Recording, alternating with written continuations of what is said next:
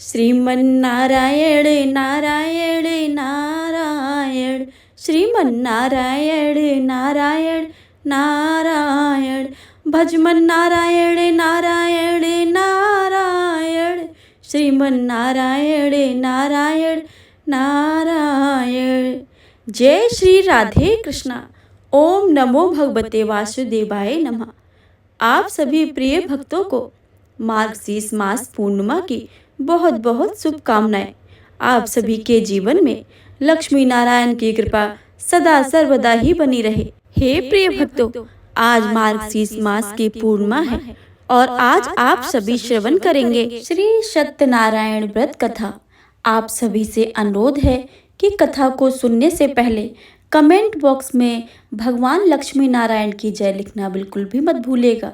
अगर आप चैनल पर नए आए हैं तो चैनल को सब्सक्राइब करके बेल आइकन को दबा लें ताकि आने वाली सभी वीडियो की जानकारी सबसे पहले आपके पास पहुंचे। अगर वीडियो अच्छी लगे तो वीडियो को लाइक करें और ज़्यादा से ज़्यादा शेयर करें। प्रेम से बोली भगवान गणेश की जय, विष्णु भगवान की जय, लक्ष्मी नारायण की जय, सभी देवी देवताओं की जय। श्री सत्यनारायण व्रत कथा का प्रथम अध्याय। एक समय की बात है, नैमिषारण्य तीर्थ में सौनिक आदि 88,000 ऋषियों ने श्री सूत जी से पूछा, हे प्रभु, इस कलयुग में वेद विद्या रहित मनुष्यों को प्रभु भक्ति किस प्रकार मिल सकती है तथा उनका उद्धार कैसे होगा। हे श्रेष्ठ मुनि, कोई ऐसा तप बताइए जिससे थोड़े समय में ही पुण्य मिल जाए और मनवांछित फल भी मिल जाए। इस प्रकार की कथा सुनने की हम इच्छा रखते हैं। सर्वशास्त्रों के ज्ञाता सूत जी बोले, हे वैष्णवों, पूज्य, आप सभी ने प्राणियों के हित की बहुत अच्छी बात पूछी है, इसलिए मैं एक ऐसा श्रेष्ठ व्रत को आप लोगों को बताऊंगा जिससे नारद जी ने लक्ष्मी नारायण जी से पूछा था और लक्ष्मीपति ने मुनि श्रेष्ठ नारद जी से कहा था। अब आइए ध्यान लगाकर सुनो। एक समय की बात है, योगी राज नारद जी दूसरों के हित की इच्छा के लिए अनेकों लोकों में घूमते हुए मृत्यु लोक में आ पहुंचे। यहाँ उन्होंने अनेक योनियों में जन्मे प्राह सभी मनुष्यों को अपने कर्मों द्वारा अनेकों दुखों से पीड़ित देखा। उनका दुख देखकर नारद जी सोचने लगे कि ऐसा क्या यत्न किया जाए जिसके करने से निश्चित रूप में मानवों के दुखों का अंत हो जाए। इसी विचार पर मनन करते हुए वह विष्णु लोक में गए। वहां वह देवों के ईश भगवान नारायण की स्तुति करने लगे, जिनके हाथों में शंख, चक्र, गदा और पद्म था। गले में वरमाला पहने हुए थे। स्तुति करते हुए नारद जी बोले, हे भगवान, आप अत्यंत शक्ति से संपन्न हैं। मन तथा वाणी भी आपको नहीं पा सकती है। आपका आदि मध्य तथा अंत नहीं है। निर्गुण स्वरूप सृष्टि के कारण भक्तों के दुखों को दूर करने वाले आपको मेरा नमस्कार है। नारद जी की स्तुति को सुनकर विष्णु भगवान बोले, हे मुनि श्रेष्ठ, आपके मन में क्या बात है? आप किस काम के लिए पधारे हैं, उसे निसंकोच मुझसे कहिए। इस पर नारद मुनि बोले, मृत्यु लोक में अनेक योनियों में जन्मे हुए मनुष्य अपने कर्मों के द्वारा अनेक दुखों से दुखी हो रहे हैं। हे नाथ, आप मुझ पर दया रखते हैं तो बताइए कि वो मनुष्य थोड़े प्रयास से ही अपने दुखों से कैसे छुटकारा पा सकते हैं। श्री हरि बोले, हे नारद, मनुष्यों की भलाई के लिए तुमने बहुत अच्छी बात पूछी है, जिसके करने से मनुष्य मोह से छूट जाता है। यह बात मैं तुमसे कहता हूँ, उसे तुम ध्यान पूर्वक सुनो। स्वर्ग लोक व मृत्यु लोक दोनों में एक दुर्लभ व्रत है जो पुण्य फल देने वाला है। आज प्रेम बस होकर मैं तुम्हें बताता हूँ। श्री सत्यनारायण भगवान का यह व्रत अच्छी तरह विधि पूर्वक करने से मनुष्य तुरंत ही यहाँ सुख भोग कर मरने पर मोक्ष को प्राप्त होता है। श्री हरि के ऐसे वचनों को सुनकर नारद जी बोले, उस व्रत का क्या फल है और उसका विधान क्या है? यह व्रत किसने किया था? इस व्रत को किस दिन करना चाहिए? सभी कुछ विस्तार से बताइए। नारद जी की बात सुनकर श्री हरि बोले, दुख व शोक को दूर करने वाला यह व्रत सभी स्थानों पर विजय दिलाने वाला है। मानव को भक्ति व श्रद्धा के साथ शाम को श्री सत्यनारायण की पूजा धर्मपरायण होकर ब्राह्मणों व बंधुओं के साथ करनी चाहिए। भक्ति भाव से हुई नैवेद्य केले का फल, घी, दूध और गेहूं का आटा सवाया ले ले। गेहूं के स्थान पर साठी का आटा, शक्कर तथा गुड़ लेकर सभी भक्षण योग्य पदार्थों को मिलाकर भगवान का भोग लगाएं। बांधवों सहित बंधु को भोजन करवाएं। उसके बाद स्वयं भोजन करें। भजन कीर्तन के साथ भगवान की भक्ति में लीन हो जाएं। इस तरह से सत्यनारायण भगवान का व्रत करने पर मनुष्य की सारी इच्छाएं निश्चित रूप से पूरी हो जाती हैं। इस कलिकाल अर्थात कलयुग में मृत्युलोक में मोक्ष का यही सबसे सरल उपाय बताया गया है। इत श्री सत्यनारायण व्रत कथा का प्रथम अध्याय संपूर्ण हुआ। तो प्रेम से बोलिए श्री सत्यनारायण भगवान की जय। हरि ओम नमो नारायणा, ओम नमो नारायणा, हरि ओम नमो नारायणा, हरि ओम नमो नारायणा। सत्यनारायण कथा का द्वितीय अध्याय। सूत जी बोले, हे ऋषियों, जिसने पहले समय में इस व्रत को किया था उसका इतिहास कहता हूँ, ध्यान से सुनो। सुंदर काशीपुरी नगरी में एक अत्यंत निर्धन ब्राह्मण रहता था। भूख प्यास से परेशान वह धरती पर घूमता रहता था। ब्राह्मण उससे प्रेम करने वाले भगवान ने एक दिन ब्राह्मण का वेश धारण करके उसके पास जाकर पूछा, हे विप्र, नित्य दुखी होकर तुम पृथ्वी पर क्यों घूमते हो? दीन ब्राह्मण बोला, मैं निर्धन ब्राह्मण हूँ, भिक्षा के लिए धरती पर घूमता हूँ। हे भगवान, यदि आप इसका कोई उपाय जानते हैं तो बतलाइए। वृद्ध ब्राह्मण कहता है कि हे सत्यनारायण भगवान मनवांछित फल देने वाले हैं, इसलिए तुम उनका पूजन करो। इसके करने से मनुष्य सभी दुखों से मुक्त हो जाता है। वृद्ध ब्राह्मण बनकर आए सत्यनारायण भगवान उस निर्धन ब्राह्मण को व्रत का सारा विधान बताकर अंतर ध्यान हो गए। ब्राह्मण मन ही मन सोचने लगा कि जिस व्रत को करने से वृद्ध ब्राह्मण कह गए हैं, मैं उसे अवश्य ही करूँगा। यह निश्चय करने के बाद उसे रात में नींद नहीं आई। वह सवेरे उठकर भगवान सत्यनारायण के व्रत का निश्चय करके भिक्षा के लिए चल गया। उसे उस दिन निर्धन ब्राह्मण को भिक्षा में बहुत सारा धन मिला, जिसने उसने बंधु बांधवों के साथ मिलकर श्री सत्यनारायण भगवान का व्रत संपन्न किया। भगवान सत्यनारायण का व्रत संपन्न करने के बाद वह निर्धन ब्राह्मण सभी दुखों से छूट गया और अनेक प्रकार के संपत्तियों से युक्त हो गया। उसी समय से यह ब्राह्मण हर माह इस व्रत को करने लगा। इस तरह से सत्यनारायण भगवान के व्रत को जो मनुष्य करेगा वह सभी पापों से छूटकर मोक्ष को प्राप्त करेगा। जो मनुष्य इस व्रत को करेगा वह भी सभी दुखों से मुक्त हो जाएगा।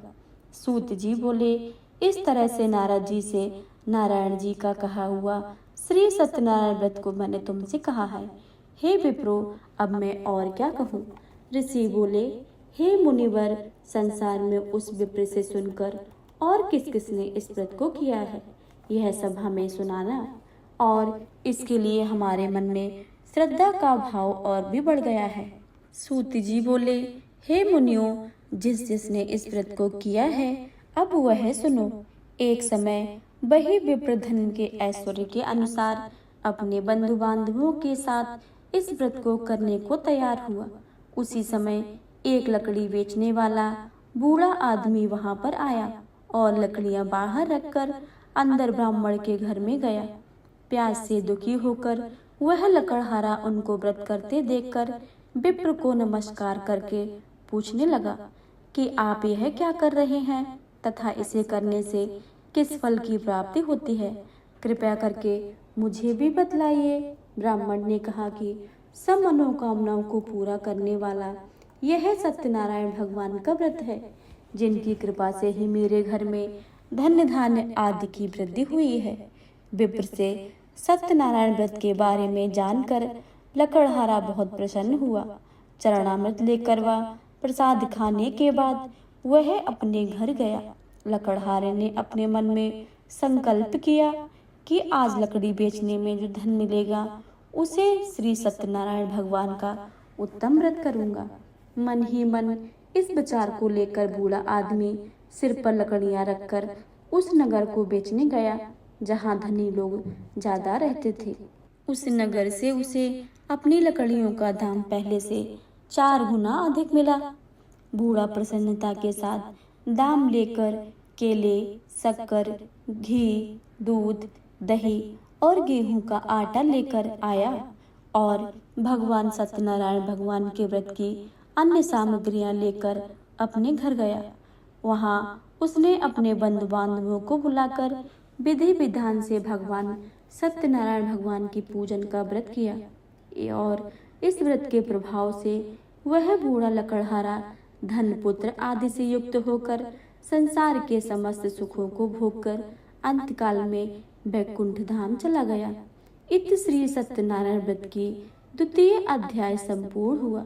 प्रेम से बोलिए श्री सत्यनारायण स्वामी की जय। श्रीमन नारायण नारायण नारायण, भजमन नारायण नारायण नारायण, श्रीमन नारायण नारायण नारायण, भजमन नारायण नारायण नारायण। श्री सत्यनारायण भगवान की जय। सत्यनारायण व्रत कथा का तीसरा अध्याय। सूत जी बोले, हे श्रेष्ठ मुनियों, अब आगे की कथा कहता हूँ। पहले समय में उल्कामुख नाम का एक बुद्धिमान राजा था। वह सत्यवक्ता और जितेंद्रिय था। प्रतिदिन देव स्थानों पर जाता था और निर्धनों को धन देकर उनके कष्टों को दूर करता था।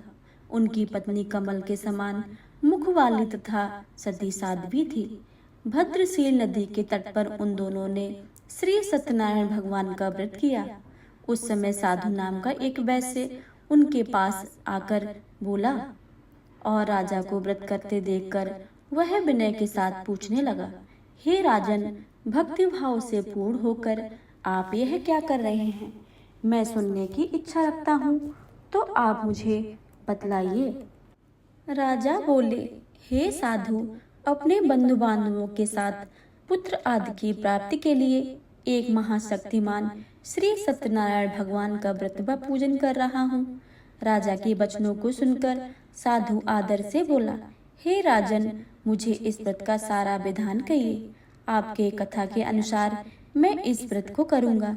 मेरी भी संतान नहीं है और इस व्रत को करने से निश्चित ही रूप में मुझे संतान की प्राप्ति होगी। राजा से व्रत का सारा विधान सुनकर व्यापार से निवृत्त होकर वह अपने घर चला गया।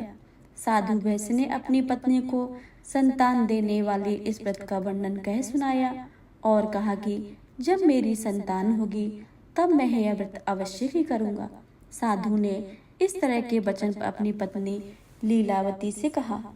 एक दिन लीलावती पति के साथ आनंदित होकर सांसारिक धर्म में प्रवृत्त होकर सत्यनारायण भगवान की कृपा से गर्भवती हो गई। 10वें महीने में उसके गर्भ से एक सुंदर कन्या का जन्म हुआ। दिनों दिन वह ऐसे बढ़ने लगी जैसे शुक्ल पक्ष में चंद्रमा की कला बढ़ती है। माता पिता ने अपनी कन्या का नाम कलावती रखा। एक दिन लीलावती ने मीठे शब्दों से अपने पति को याद दिलाया कि आपने सत्यनारायण भगवान के जिस व्रत करने का संकल्प किया था उसे करने का समय आ गया है। आप इस व्रत को करिए। साधु बोला, हे प्रिय, इस व्रत को मैं उसके विवाह पर करूँगा। इस प्रकार अपनी पत्नी को आश्वासन देकर वह नगर को चला गया। कलावती पिता के घर में रहकर दिनों दिन बढ़ने लगी। साधु ने एक बार नगर में अपनी कन्या को सखियों के साथ खेलते देखा तो तुरंत ही उस दूत को बुलाया और कहा कि मेरी कन्या के योग्य वर को लेकर आओ। साधु की इस बात सुनकर दूत कंचन नगर में पहुंचा और वहां देखभाल कर लड़की के सुयोग बड़े पुत्र को ले आया। सुयोग लड़के को देखकर साधु ने बंधु बांधवों को बुलाकर अपनी पुत्री का विवाह कर दिया। लेकिन दुर्भाग्य की बात है कि साधु ने अभी भी श्री सत्यनारायण भगवान का व्रत नहीं किया। इस पर भगवान क्रोधित हो गए और श्राप दिया कि साधु को अत्यधिक दुख मिले। अपने कार्य में कुशल साधु बनिया जमाई को लेकर समुद्र के पास स्थित रत्नासार नगर में गया। वहां जाकर दामाद ससुर दोनों मिलकर चंद्रकेत राजा के नगर में व्यापार करने लगे। एक दिन भगवान सत्यनारायण की माया से एक चोर राजा का धन चुराकर भाग रहा था। उसने राजा के सिपाहियों को अपना पीछा करते देखकर चुराया हुआ धन वहां रख दिया जहां साधु अपने जमाई के साथ ठहरा हुआ था। राजा के सिपाहियों ने साधु वैश्य के पास राजा का धन पड़ा देखा तो वह ससुर जमाई दोनों को बांधकर प्रसन्नता से राजा के पास ले गए और कहा कि उन दोनों चोरों को हम पकड़ लाए हैं और आप आगे की कार्रवाई की आज्ञा दें। राजा की आज्ञा से उन दोनों को कठिन कारावास में डाल दिया गया और उनका सारा धन उनसे छीन लिया गया। श्री सत्यनारायण भगवान के श्राप से साधु की पत्नी भी बहुत दुखी हुई। घर में जो धन था वह चोर चुरा ले गए। शारीरिक तथा मानसिक पीड़ा व भूख प्यास से अति व्याकुल होकर अन्न की चिंता में कलावती एक ब्राह्मण के घर गई। वहां उन्होंने श्री सत्यनारायण भगवान का व्रत होते देखा, फिर कथा भी सुनी और प्रसाद ग्रहण करके रात्र को घर वापस आई। माता ने कलावती से पूछा, हे पुत्री, अब तक तुम कहाँ थी? तेरे मन में क्या है? कलावती ने अपनी माता से कहा, हे माता, मैंने एक ब्राह्मण के घर में श्री सत्यनारायण भगवान का व्रत देखा है। कन्या के वचनों को सुनकर लीलावती भगवान के पूजन की तैयारी करने लगी। लीलावती ने परिवार व बांधवों सहित सत्यनारायण भगवान का पूजन किया और उनसे वर मांगा कि मेरे पति तथा जमाई शीघ्र ही घर आ जाएं। साथ ही यह प्रार्थना की कि हम सबका अपराध क्षमा करें। श्री सत्यनारायण भगवान इस व्रत से संतुष्ट हो गए और राजा चंद्रकेत को सपने में दर्शन देकर कहा, हे राजन, तुम उन दोनों वैश्यों को छोड़ दो और तुमने उनका जो धन लिया है उसे भी वापस कर दो। अगर तुमने ऐसा नहीं किया तो मैं तुम्हारा धन, राज्य व संतान सभी को नष्ट कर दूंगा। राजा को यह सब सुनकर भगवान अंतर्ध्यान हो गए। प्रातःकाल सभा में राजा ने अपना सपना सुनाया, फिर बोले, बड़े पुत्रों को कैद से मुक्त करके सभा में ले आओ। दोनों ने आते ही राजा को प्रणाम किया। राजा मीठी वाणी में बोला, हे मानवो, भाग्यवश ऐसा कठिन दुख तुम्हें प्राप्त हुआ है, लेकिन अब तुम्हें कोई भय नहीं है। ऐसा कहकर राजा ने उन दोनों को नए वस्त्र और आभूषण देकर जितना धन उनका लिया था उससे दुगना धन वापस कर दिया। दोनों वैसे अपने घर को चल दिए। इति श्री सत्यनारायण व्रत कथा का तृतीय अध्याय संपूर्ण हुआ। प्रेम से बोलिए श्री सत्यनारायण स्वामी की जय। श्रीमन नारायण नारायण नारायण, श्रीमन नारायण नारायण नारायण, भजमन नारायण नारायण नारायण, श्रीमन नारायण नारायण नारायण। श्री सत्यनारायण भगवान की जय। सत्यनारायण व्रत कथा का चतुर्थ अध्याय। श्री सूत जी बोले, वैश्य ने मंगलाचार करके अपनी यात्रा आरंभ की और अपने नगर की ओर चल दिए। उनके थोड़ी दूर जाने पर एक दंडी वेशधारी श्री सत्यनारायण ने पूछा, हे साधु, तेरी नाव में क्या है? अभिवाड़ी बड़ी हंसता हुआ बोला, हे दंडी, आप क्यों पूछते हो? क्या धन लेने की इच्छा है? मेरी नाव में तो बेल और पत्ते भरे हुए हैं। वैश्य के कठोर वचनों को सुनकर भगवान बोले, तुम्हारा वचन सत्य हो। दंडी ऐसा वचन कहकर वहां से दूर चले गए। कुछ दूर जाकर समुद्र के किनारे बैठ गए। दंडी के जाने के बाद साधु वैश्य ने नित्य क्रमों से पश्चात नाव को ऊंची उठकर देखता हुआ अचंभा माना और नाव में बेल पत्ते आदि देखकर मूर्छित होकर जमीन पर गिर पड़ा। मूर्छा खुलने पर वह अत्यंत शोक में डूब गया तथा तब उसका दिमाग वो कि आप शोक न मनाएं, यह दंडी का शाप है, इसलिए हमें उनकी शरण में जाना चाहिए, तभी हमारी मनोकामना पूरी होगी। दामाद की बात सुनकर वह दंडी के पास पहुंचे और अत्यंत भक्तिभाव से नमस्कार करके बोले, मैंने आपसे जो असत्य वचन कहे थे उनके लिए मुझे क्षमा कर दे। ऐसा कहकर महान शोकातुर होकर रोने लगे तथा तब दंडी भगवान बोले, हे बड़े पुत्र, मेरी आज्ञा से बार बार तुम्हें दुख को प्राप्त हो रहा है, तुम मेरी पूजा से विमुख हुआ है। साधु बोला, हे भगवान, आपकी माया में ब्रह्मा आदि देवता भी आपके रूप को नहीं जानते हैं, तब मैं अज्ञानी कैसे जान सकता हूँ। आप प्रसन्न होइए, अब मैं सामर्थ्य के अनुसार आपकी पूजा करूँगा। मेरी रक्षा करो और पहले के समान नौका में धन भर दो। साधु वैश्य के भक्तिपूर्व वचनों को सुनकर भगवान प्रसन्न हुए और उसकी इच्छा के अनुसार वरदान देकर अंतर्ध्यान हो गए। ससुर जमाई जब नाव पर आए तो नाव में धन भरी हुई थी और वही अपने अन्य साथियों के साथ श्री सत्यनारायण भगवान का पूजन कर अपने नगर को चल दिए। जब नगर के नजदीक पहुंचे तो दूत को घर पर खबर भेजने के लिए भेजा और दूत साधु की पत्नी को प्रणाम करके कहता है कि मालिक अपने दामाद के साथ नगर के निकट आ गए हैं। दूत की बात को सुनकर साधु की पत्नी लीलावती ने बड़े हर्ष के साथ श्री सत्यनारायण भगवान का पूजन करके अपनी पुत्री कलावती से कहा कि मैं अपने पति के दर्शन को जाती हूँ, तू कार्य पूर्ण करके शीघ्र ही आ जाना। माता के ऐसे वचनों को सुनकर कलावती जल्दी से प्रसाद छोड़कर अपने पति के पास चली गई। प्रसाद की अवज्ञा के कारण श्री सत्यनारायण भगवान रुष्ट हो गए और नाव सहित उसके पति को पानी में डुबो दिया। कलावती अपने पति को वहां ना पाकर रोती हुई जमीन पर गिर गई।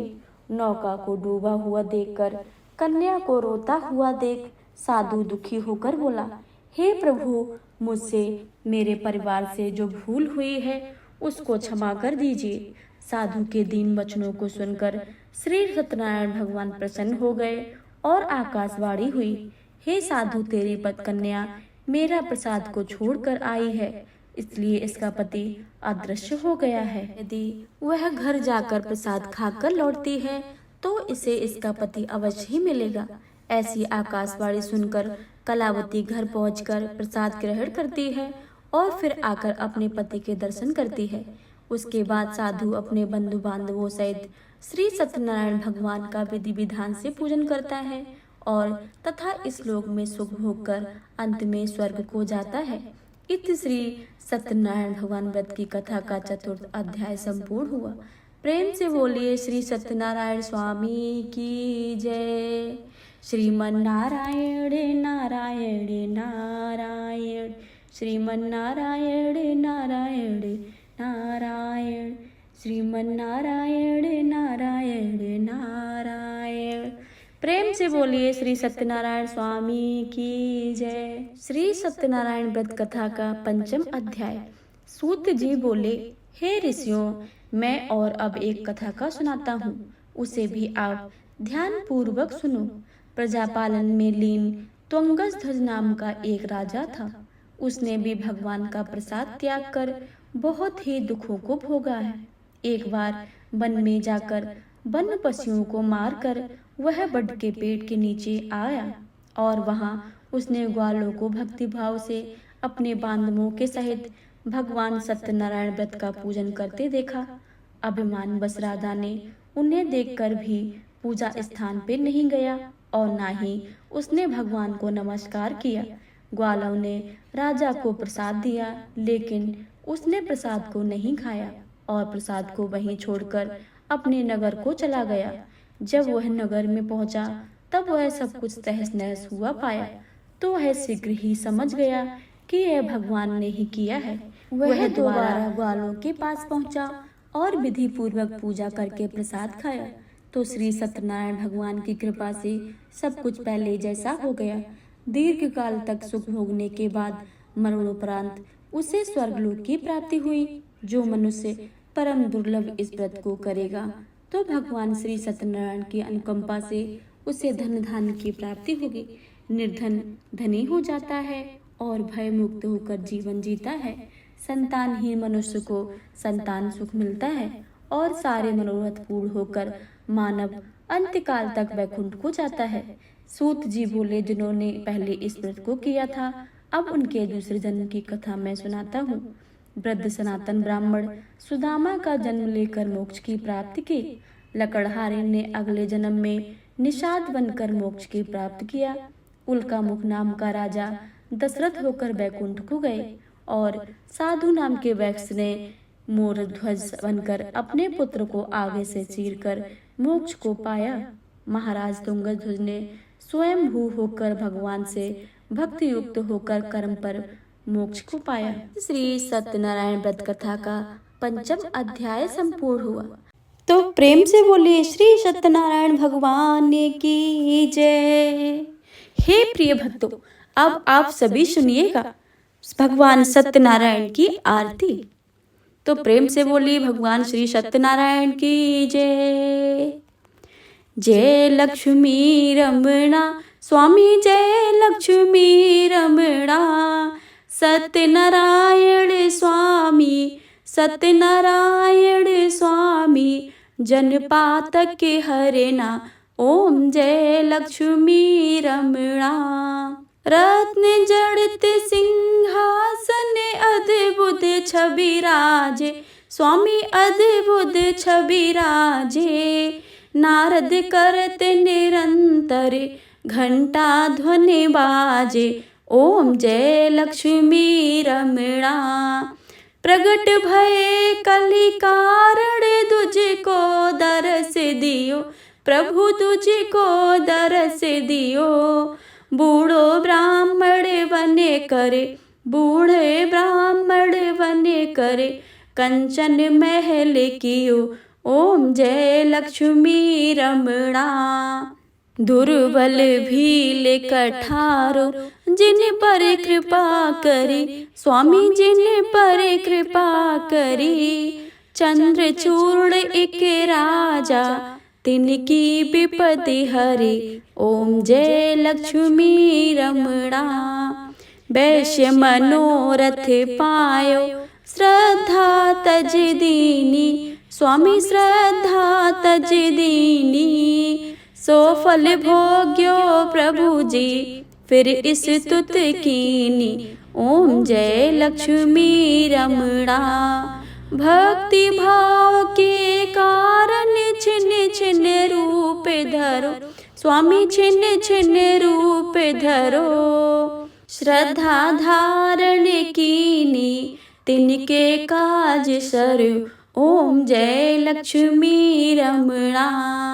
ग्वाल बाल संग राजा, वन में भक्ति करी, स्वामी वन में भक्ति करी। मन वांछित फल दीनो, दीन दयालु हरि, ओम जय लक्ष्मी रमणा। चढ़त प्रसाद सवायो, कंदली फल मेवा। धूप धूप तुलसी से, राजी सत्य देवा, ओम जय लक्ष्मी रमणा। श्री सत्यनारायण जी की आरती जो कोई नर गावे, तन मन सुख संपत्ति, मन वांछित फल पावे, ओम जय लक्ष्मी रमणा, ओम जय लक्ष्मी रमणा। प्रेम से बोले लक्ष्मी नारायण भगवान की जय, माता लक्ष्मी की जय, सभी देवी देवताओं की जय। अगर आपको यह वीडियो अच्छी लगे तो वीडियो को लाइक और ज़्यादा से ज़्यादा शेयर करें।